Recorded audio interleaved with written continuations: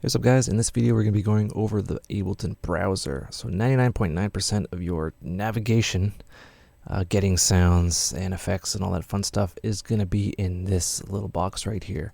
And this is the browser, and this is where you get, this is where you drag and drop things into various elements of your other interface to create cool music and stuff. So we have different categories. This is your sounds. These are, in Ableton Suite. Drums for your drum rack. Instruments, these are the Ableton Suite instruments. You got a bunch of them, and they all do different things. You have your audio effects, lots of different EQs and compressors and delays and all that fun stuff. These affect the sound. MIDI effects affect and alter the MIDI notes, which isn't really audio, it's, note data.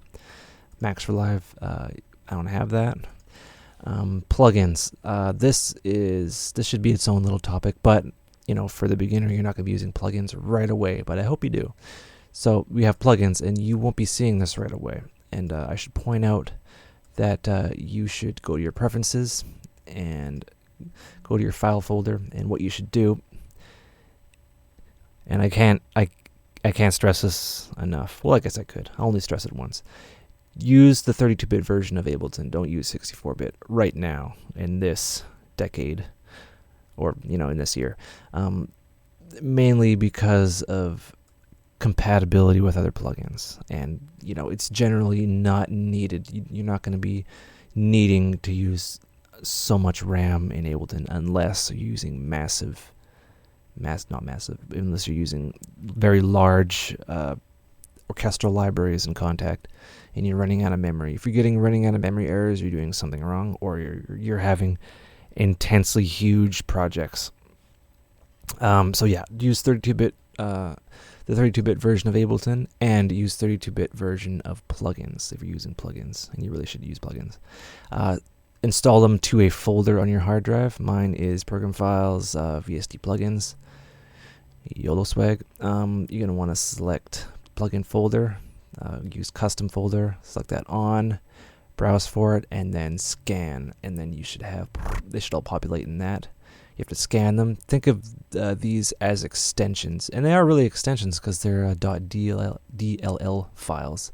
And yeah, there's a lot of them out there, and a lot of them are good. And yeah, that's your plugin, and you basically drop them in just like you would your Ableton audio effects and instruments. They're extensions of Live, and they do fun things. And then your samples and all that fun stuff. So now you have places, right? So you have all this fun stuff. You have stuff from your current project. We don't have anything on our current project. Library, I have a bunch of stuff in here, all my samples. So what you do is you get, like, say, your samples, and you put them into a folder, and then you'll go add folder, and then you can go to wherever they are on your hard drive, and then you can import them, and you can have a bunch of folders like I do. And that's how you would navigate to say, okay, I want samples, yay, classic breaks, and then you have all this fun stuff and classic stuff, right? Oh yeah, and I should mention that when you select an audio file or a MIDI file, it plays down here, so you get a little bit of a preview, right? So we have kicks, right?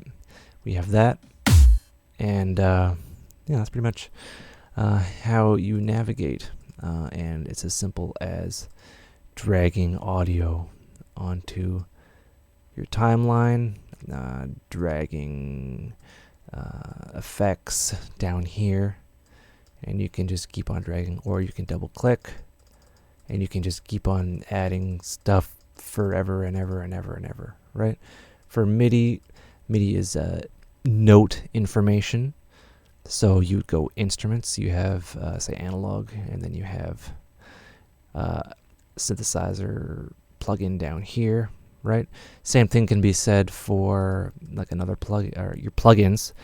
You drag that in, and then you have your little extension. See, these open in their own special window, and you can create cool sounds with that and use them in conjunction with Ableton effects.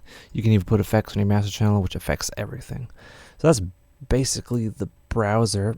You can search and you can preview sounds, and yeah, that's pretty much it. All right, we're gonna be back with some other fun stuff.